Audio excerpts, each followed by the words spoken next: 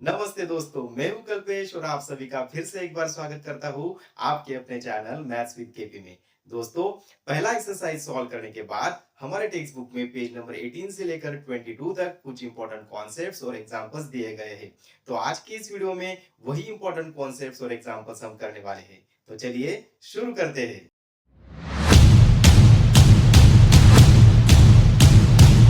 चलिए दोस्तों, शुरुआत करते हैं एक simple relationship between zeros and coefficient of polynomial से। हमें जीरोस और कोएफिशिएंट तो पता ही है दोस्तों। अब इनमें जो रिलेशन होता है वो हम देखने वाले हैं। तो रिलेशन देखने से पहले हमें पता होना चाहिए standard form of quadratic polynomial. तो स्टैंडर्ड फॉर्म होता है क्वाड्रेटिक पॉलिनोमियल का a x square plus b x plus c. यहाँ पे x हमारा वेरिएबल आ जाता है और a b c होते हैं हमारे कोएफिशिएंट। हमें एक और चीज यहाँ पे पता होनी चाहिए दोस्तों, जितना पॉलिनोमियल का डिग्री होता है उतने ही होते हैं उसके नंबर ऑफ जीरोस। यहाँ पे इस क्वाड्रेटिक पॉलिनोमियल का जो डिग्री है वो है 2, इसलिए इसके नंबर ऑफ जीरोस भी निकल के आ जाएंगे हमारे 2। अगर हम इन दोनों जो जीरोस होंगे उनको अल्फा और बीटा कंसिडर करते हैं और ए बी सी अगर हमारे कोएफिशिएंट है, तो इनमें जो रिलेशन होता है दोस्तों वही रिलेशन होता है हमारा relationship between zeros and coefficient. तो ये दो प्रकार के रिलेशन होता है। पहला जो रिलेशन है वो है सम ऑफ जीरोस। हमने यहाँ पे जो जीरोस है उनको अल्फा और बीटा कंसिडर किया दोस्तों।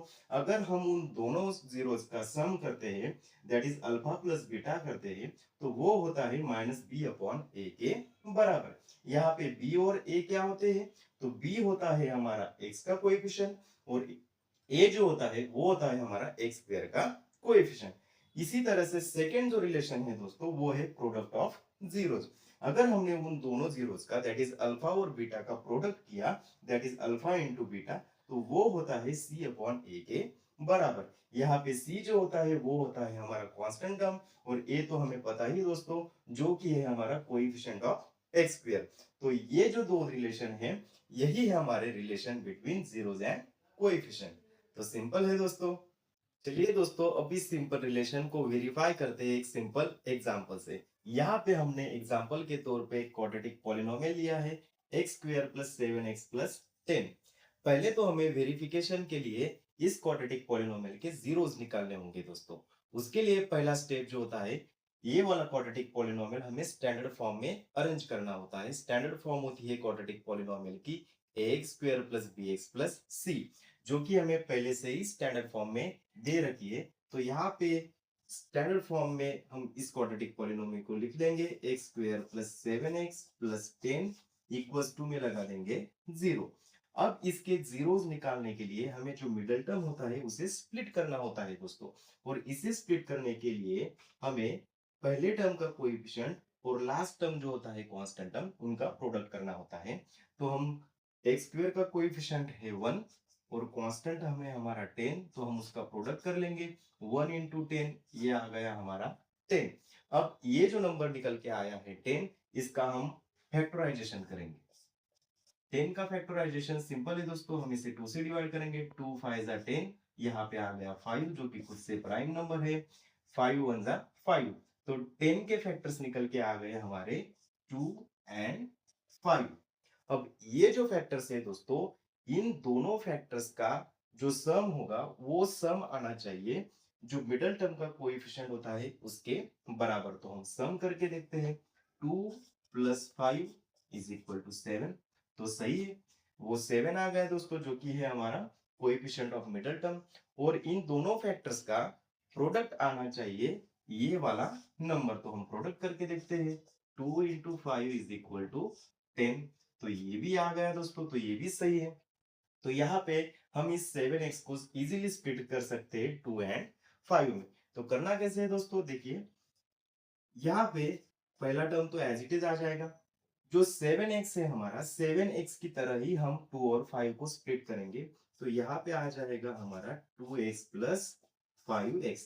अगर हमने 2x प्लस 5x दोनों का एडिशन किया दोस्तों तो हमें मिल जाएगा 7x।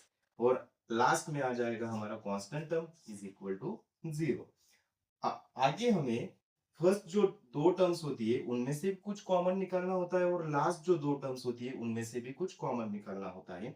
तो यहाँ पे अगर हमने पहली दो टर्म्स देखी दोस्तों तो यहाँ पे x हमें कॉमन नजर आ रहा है। तो अगर हमने यहाँ पे x कॉमन लिया तो एक्स स्क्वायर में से अगर हमने एक x को कॉमन लिया दोस्तों यहाँ पे बच जाएगा हमारा x प्लस 2x में से अगर हमने x को कॉमन लिया तो यहाँ पे बचेगा हमारा 2 प्लस में इन दो टर्म्स में से यहाँ पे अगर हमने देखा तो यहाँ पे 5 है और 5 के टेबल में 10 आता है तो यहाँ से हम इजीली 5 कॉमन ले सकते हैं। अगर हमने 5 को कॉमन लिया तो यहाँ पे बच जाएगा x और 5 के टेबल में 10 आता है 2 नंबर पे तो यहाँ पे मिल गया हमें 2 इज इक्वल टू में लगा देंगे हम 0। अब इस वाली कंडीशन में अगर हमने देखा दोस्तों तो यहाँ पे हमें x प्लस 2 और यहाँ पे भी x प्लस 2 नजर आ रहा है तो x प्लस 2 को हम कॉमन ले सकते हैं। x प्लस 2 को अगर हमने कॉमन लिया तो यहाँ पे बच गया x प्लस 5 इक्वल्स टू में 0। अब यहाँ पे जब भी ऐसी कंडीशन आती है दोस्तों जब दो टर्म्स का प्रोडक्ट 0 होता है तो ऐसे में हमें एक तो पहला टर्म 0 दिखाना होता है या तो सेकेंड टर्म 0 दिखाना होता है। तो यहाँ पे हमें मिल जाएगा x plus 2 is equal to 0 और x plus 5 is equal to 0। यहाँ से हम इजीली x का वैल्यू निकाल सकते हैं। x इज इक्वल टू अगर इस प्लस 2 को हमने उधर शिफ्ट किया तो ये आ जाएगा हमारा -2 और यहाँ पे भी अगर हमने +5 को उधर शिफ्ट किया तो ये मिल जाएगा हमें -5। तो -2 और -5 ये होंगे हमारे zeros of quadratic polynomial x² + 7x + 10। अब हम करते हैं relation between zeros and coefficient को वेरीफाई। तो इसके लिए हमें पहले तो दोस्तों जो जीरोस हमारे निकल के आ रहे हैं उन्हें हमें अल्फा और बीटा कंसिडर कर लेना है। तो हम कंसिडर कर लेते हैं let alpha is equal to पहला जो जीरो है वो है -2 तो हम -2 को अल्फा कंसिडर करेंगे एंड सेकंड जो जीरो है हमारा -5 तो -5 को हम कंसिडर कर लेंगे बीटा। यहाँ पे अगर हमने इस क्वाड्रेटिक पॉलिनोमियल को ax² plus bx plus c जो कि स्टैंडर्ड फॉर्म है क्वाड्रेटिक पॉलिनोमियल का उससे अगर कंपेयर किया दोस्तों तो यहाँ से हमें a b और c की वैल्यू भी निकल के आ जाएंगी। यहाँ पे x² का कोएफिशिएंट a है दोस्तों, यहाँ पे x² को कोएफिशिएंट 1 है तो यहाँ से हमें a का वैल्यू मिल जाएगा 1। यहाँ पे x का कोएफिशिएंट b है, यहाँ पे x का कोएफिशिएंट 7 है तो b का वैल्यू निकल के आ जाएगा 7 एंड लास्ट वाला जो होता है कांस्टेंट टर्म c यहाँ पे अगर हमने देखा तो कांस्टेंट टर्म 10 है तो c का वैल्यू निकल के आ जाएगा हमारा 10। अब हम वेरीफाई करते हैं पहला रिलेशन। फर्स्ट जो हमारा रिलेशन है दोस्तों सम ऑफ जीरोस।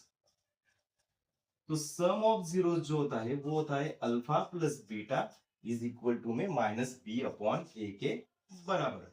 अब हम वेरीफाई करते हैं अल्फा की वैल्यू हमें दी यहाँ पे अल्फा की वैल्यू हम 2 पुट कर देंगे प्लस में बीटा की वैल्यू हम पुट कर देंगे -5 इज इक्वल टू में minus as it is b का जो वैल्यू है वो है 7 और a का जो वैल्यू है वो है 1।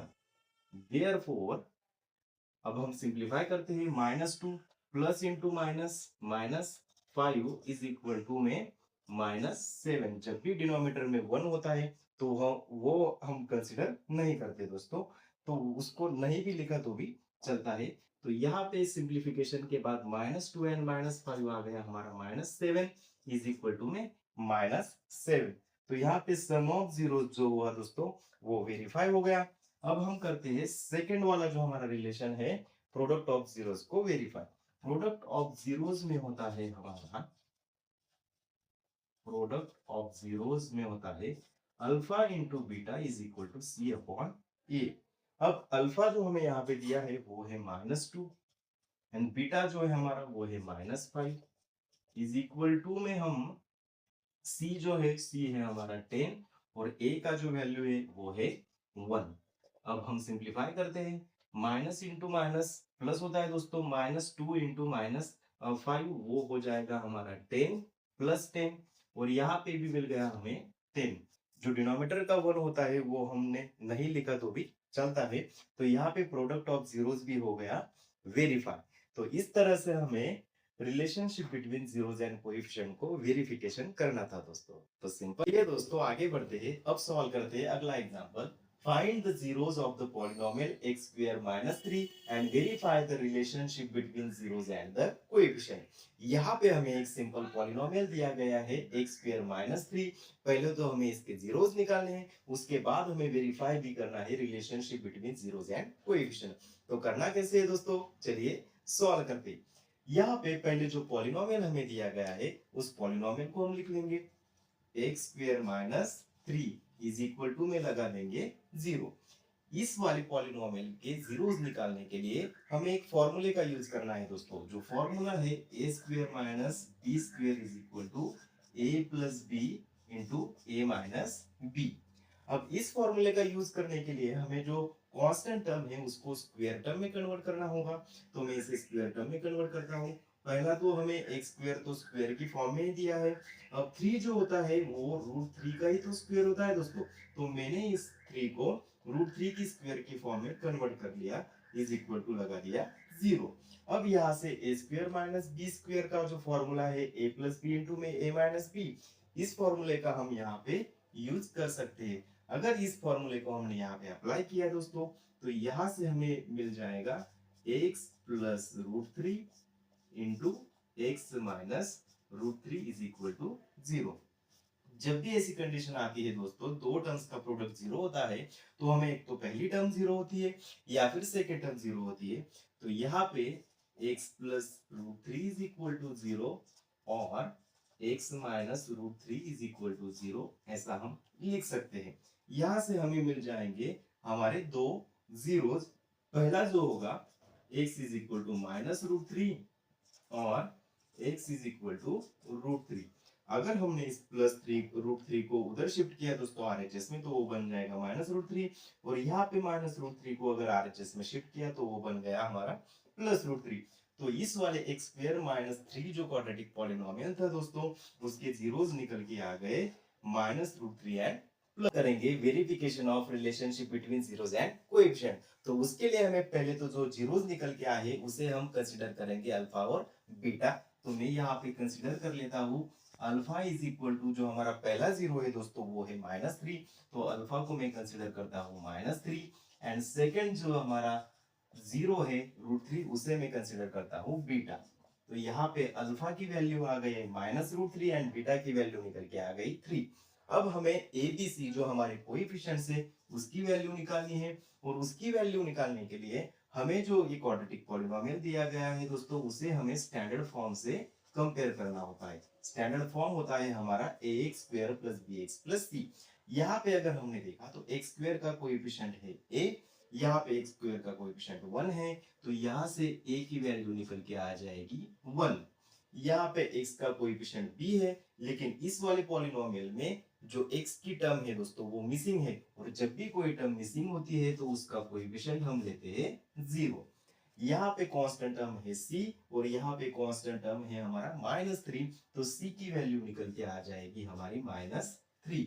अब हम करते हैं पहला जो रिलेशन है सम ऑफ जीरोस को वेरीफाई। तो सम ऑफ जीरोस जो होता है हमारा दोस्तों वो होता है alpha plus beta is equal to minus b upon a के बराबर। अब हम यहाँ पे अल्फा बीटा की वैल्यू पुट करते हैं। अल्फा की वैल्यू है हमारी माइनस रूट 3, प्लस में बीटा की वैल्यू है हमारी root 3 is equal to minus b की वैल्यू है 0 और ए की वैल्यू है 1। सब वैल्यू हमने पुट कर दी दोस्तों। अब हम करते हैं simplify. Minus root 3 and plus root 3 ये बन गया 0 इज इक्वल टू 0 अपॉन 1 भी ये भी आ जाएगा 0। तो 0 इज इक्वल टू 0।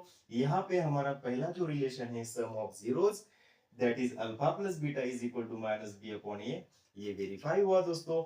अब चलते हैं सेकेंड रिलेशन पे जो कि है हमारा प्रोडक्ट ऑफ जीरोस।